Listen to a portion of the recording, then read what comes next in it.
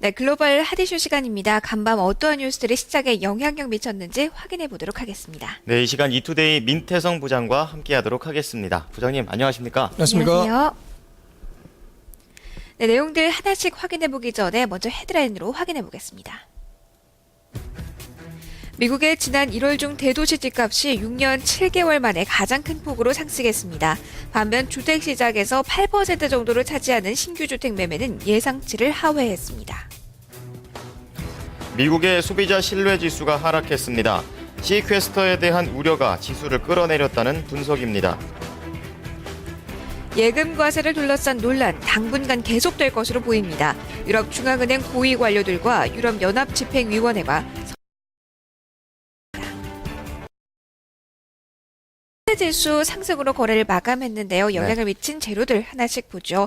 이날 시장 경제 지표에 좀 포커스를 맞추는 모습이었는데 혼조 양상이었습니다. 네. 먼저 좋았던 쪽 먼저 본다면요. 부장님 집값 상승세를 이어갔다는 소식 전해주시죠. 네, 미국 부동산 시장이 경기 회복을 이끌고 있다는 기대감은 계속해서 이어지고 있습니다. 특히 집값의 상승세가 지속되고 있는 것으로 나타났습니다.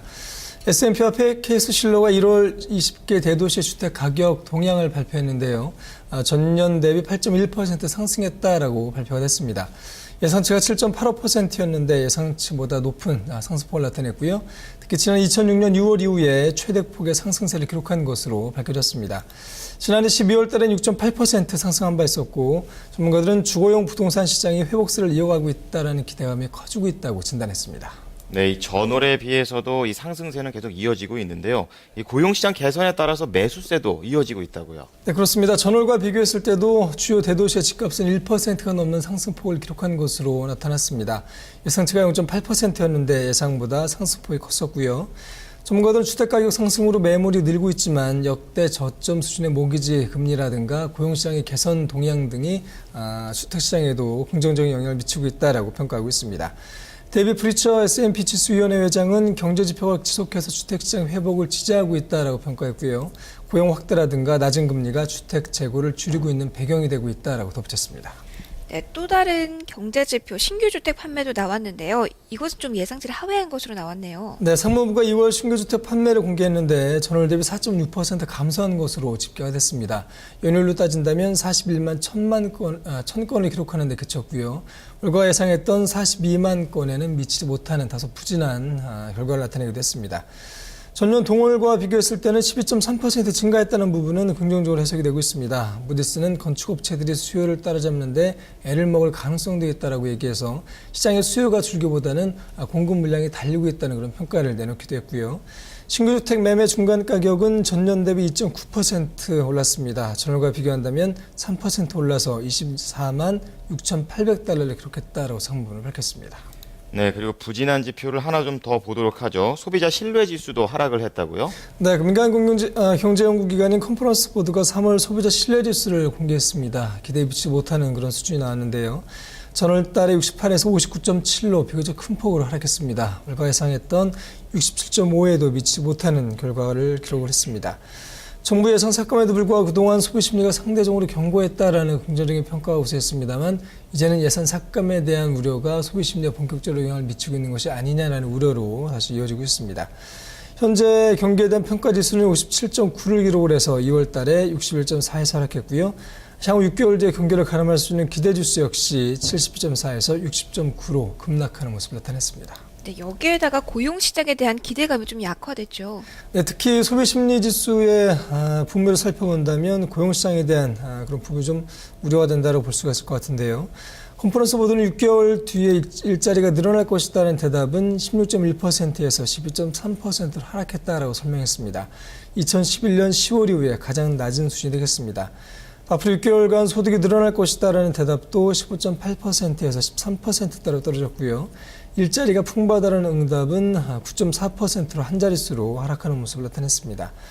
무디스는 소비 심리가 강한 회복력을 보여왔지만 세율 인상 영향이 더욱더 커지고 있다고 진단했습니다. 이 반면에 제조업 지표 같은 경우에는 호전이 되면서 이 제조업이 경기 회복을 이끌고 있다라는 그런 기대감은 이어지고 있다고요. 네, 오늘 주요 지표 중에 긍정적인 부분은 또 제조업 지표가 될 것 같습니다. 상무부가 2월 내구재 주문을 공개했는데요. 전달보다 5.7% 증가한 것으로 나타났습니다. 예상치가 3.9%였는데 상당히 좋은 수치가 되겠고요. 지난해 9월 이후에 특히 최대 증가폭을 기록했다는 부분도 긍정적으로 해석이 되고 있습니다. 운송재와 내구재 주문이 0.5% 감소했는데요. 항공기 주문이 75%나 증가했고 비방위 산업 부문의 자본재 수준은 2.7% 줄었습니다. 네, 유럽 쪽을 좀 보면요. 예금 과세를 둘러싼 논란 당분간 계속될 것으로 보이죠. 네, 키프로스의 구제금융 재협상이 타결됐다는 부분 자체는 긍정적인 재료가 되겠습니다만 이를 둘러싸고 후폭풍이 만만치 않습니다. 특히 예금 과세에 대한 우려가 더욱더 커지고 있습니다. 키프로스 예금 과세가 다른 국가로 확대될지가 초미의 관심사로 떠오르고 있는데요. 관계당국의 목소리는 다른 그런 모습을 나타내서 혼란을 가중시키고 있습니다. 유럽 중앙은행들의 고위 관료들은 키프로스는 특별한 경우다라고 진화에 나섰습니다만 EU 집행위원회는 은행 부실 처리 시 고액 예금자에 대한 손실 분담을 검토하고 있다는 판을 내놔서 시장에 혼란이 가중되고 있고요. 이에 따라서 예금 과세를 둘러싼 논란은 당분간 계속될 가능성이 크다라고 전문가들 내다보고 있습니다. 예금 과세 관련해서 유로그룹 측에서도 이 적극적인 목소리를 내놓고 있는데요. 진화 움직임도 별다른 효과가 없다고요. 네, 그렇습니다. 어제 예론 데이셀블룸 유로그룹 의장의 발언에 대해서 관계 당국이 진화에 나섰습니다만 시장의 불안을 잠재우기에는 좀 역부족인 모습이라고 볼 수가 있을 것 같고요. 에발트 노보튼이 유럽 중앙은행 정책에서는 오늘 체코 프라하에서 기자회견을 가졌습니다. 이 자리에서 키프로스는 특별한 경우다라고 강조했는데요.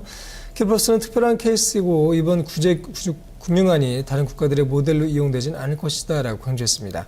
특히 키프로스 구제금융안은 적절한 해결책이고 이제 중요한 것은 합의 내용들을 실천에 옮기는 것이다라고 강조했습니다만 시장의 불안을 잠재우지 못했습니다. 네, 유럽 증시 마감 상황을 보죠. 주요국 증시는 일단 상승세로 거래 마감이 됐네요. 네, 오늘 유럽에서 영국 증시는 0.33% 올랐습니다. 프랑스 증시가 0.55% 올랐고요. 독일 증시 역시 0.11% 올랐습니다. 업종별로는 업종 대표 종목들의 주가 흐름이 좋았습니다. 사노피 아벤티스가 1.88%, 또 루이비통의 모기업인 LVMH보의 테네시 주가 또한 1.3% 올랐습니다.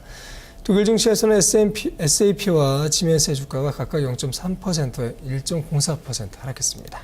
네, 마지막으로 상품 시장은 어떻게 마감됐습니까? 오늘 주요 상품 가격은 혼조세로 장을 마감했습니다. 국제유가는 올랐습니다만 금값은 내림세를 나타냈는데요. 현재 시간의 거래에서 국제유가는 배럴당 1.58% 올랐습니다. 96.31달러를 기록하면서 96달러 선을 회복했습니다. 금값은 0.33% 하락한 1601.20달러로 거래되고 있습니다. 네, 민태정 부장님 오늘 말씀 고맙습니다. 감사합니다. 네, 오늘 글로벌 핫이슈 시간에서 다룬 내용들 헤드라인으로 다시 한번 정리해드리겠습니다. 간밤 발표된 미국의 주택지표 혼조세를 보였습니다. 신규 주택 판매는 예상을 하회했지만 지난 1월 미국의 단독주택 가격은 6년 7개월 만에 가장 큰 폭의 연간 상승을 기록했습니다. 네, 소비 심리가 위축됐다는 소식입니다. 예감 삭감이 영향을 미쳤다는 소식을 전해드렸습니다. 예금 과세를 둘러싼 논란은 당분간 계속될 것으로 보입니다. 유럽 중앙은행 고위 관료들과 유럽연합 집행위원회가 서로 다른 목소리를 내고 있습니다. 네, 이어서 미국 시장을 움직인 재료들 키워드로 살펴보도록 하겠습니다. 최하나 캐스터입니다.